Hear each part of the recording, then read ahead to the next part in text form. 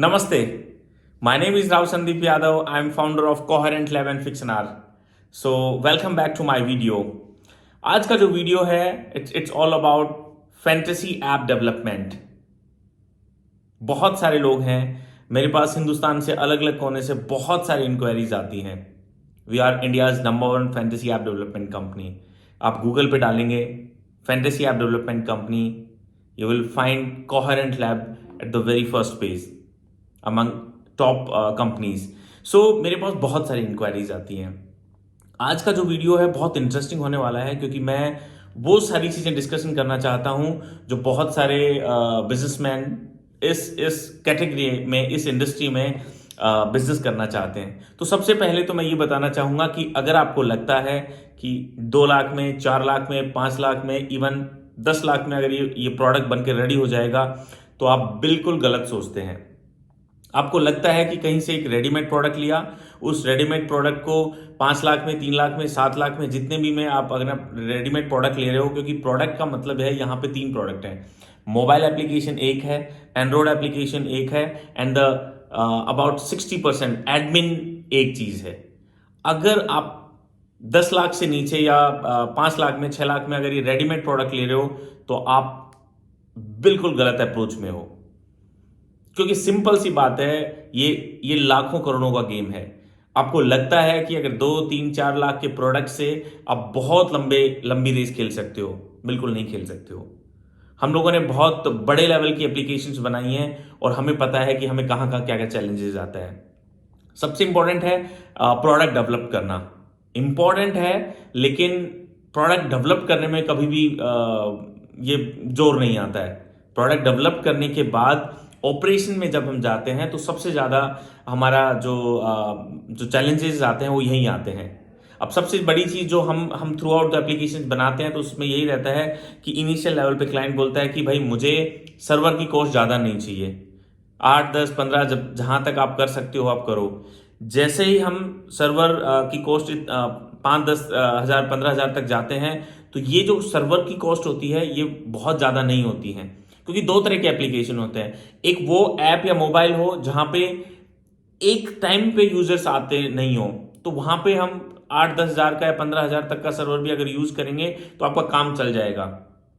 आप लेकिन पॉइंट ये होता है ना कि अगर एक समय पे, अगर एक टाइम पे अगर हिट हो रहा है आपके सर्वर पे, तो अगर एक साथ 1000 लोग भी आ गए, 10,000 लोग भी आ गए, तो आपका जो सर्वर है, जो 8, 10, 15 हज़ार का सर्वर है, वो कोई काम का नहीं है.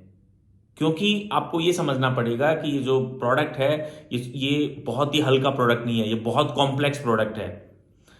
भारत पाकिस्तान का मैच है, उसमें 22 प्लेयर खेल रहे हैं, उसमें से आप 11 सेलेक्ट करते हो, एक टीम बनाते हो. आप जैसे लाखों लोग, हजारों लोग टीम बनाते हैं, तो एक मैच, इसमें हजारों टीम बन रही हैं, हजारों लीग बन रही हैं. उनका कॉम्प्लेक्स, उनका डेटा मैनेजमेंट होते होते वो बहुत ही हैवी हो जाता है.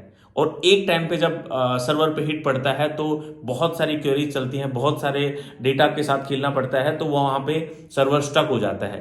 तो जब एक सर्वर के बाद हम दूसरा सर्वर लेने जाते हैं तो वहाँ पे हमें 2 डेटाबेस बनाने पड़ते हैं.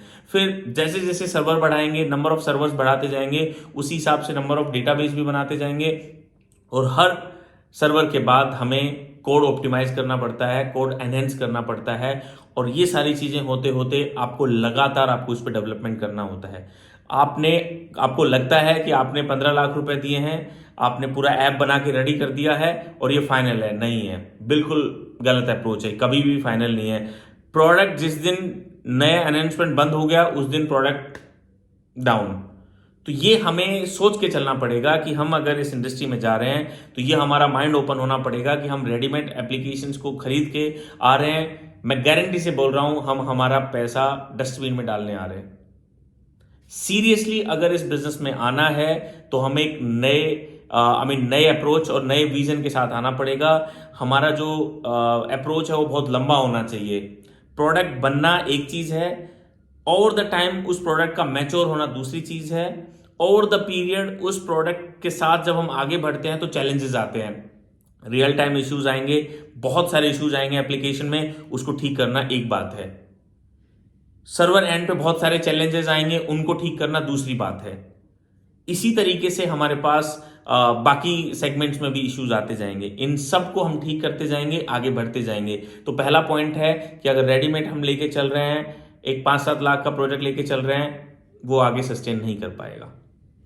सेकेंड, प्रोडक्ट बनने के बाद इसके कंटिन्यूस एनहेंसमेंट के बाद सेकेंड इंपॉर्टेंट आता है ऑपरेशन।